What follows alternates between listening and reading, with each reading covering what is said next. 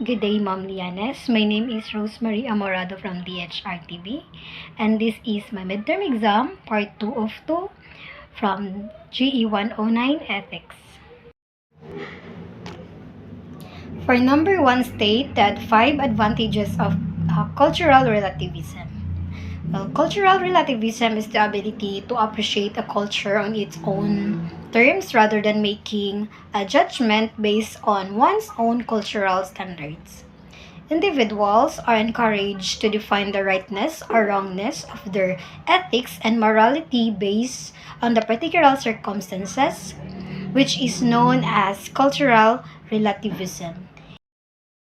Change who they are at the core without facing negative consequences as all, or the results of their activities. Some of those advantages of cultural relativism, it is preserve human culture. People are very diverse, thought of the ideas and traditions. And then for the cultural relativism, create a society without judgment. Or what I mean, people easy to judge others that we don't even give a second thought.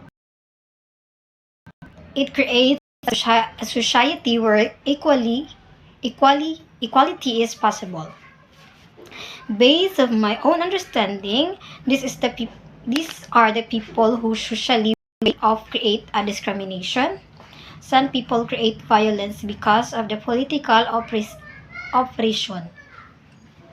People can pursue a genuine interest, which is this is what I mean, that people are possible to pursue what I can be example myself in this situation which I can't afford to go in college, but I can pursue my studies. I've shown my interest to enroll the UACTEA or scholarship, or with each the TESTA. For number 2, state the 5 disadvantages of cultural relativism. A moral issue is one that concerns the internal, your own values, your beliefs, your feelings, and learnings. It is often more subjective and concern yourself to discover your own morality.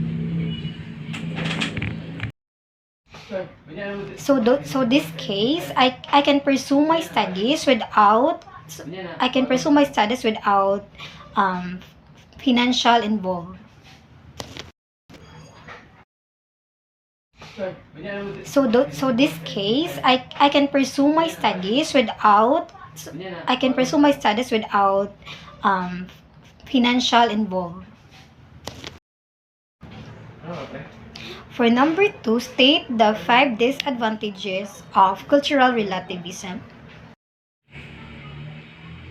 The disadvantages of accurate theory is the insight that life isn't as we expect it to be, or if a theory is partially correct and partially false. It's hard to work separate them two, and be knowledgeable to understand where you are doing. These are some disadvantages of cultural relativism. It draws people away from one another, or it could limit moral progress. It better to follow the rules. Who is separated, like, and female bathroom is only female who can use it, and for the male bathroom, only a male person who can use it. And then for cultural relativism can turn perception into truths. This scenario, if you allow people with their negative behavior or bad side, there is no peaceful environment. And it creates a societal bias.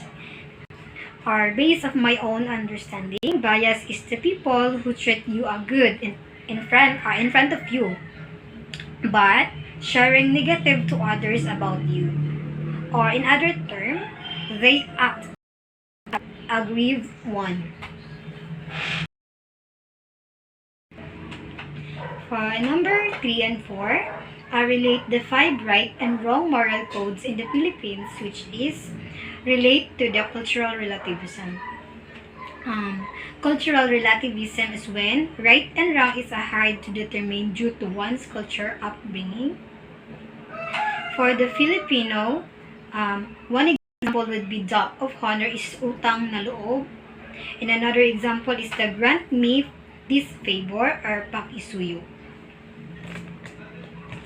In some countries, this behavior would not be typical of their culture, but with Filipinos, these things are common and makes it questionable whether the deed is good or bad.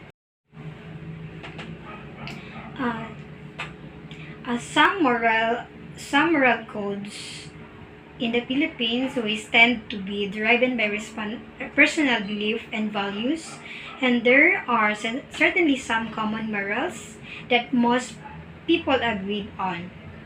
First is you must always tell the truth and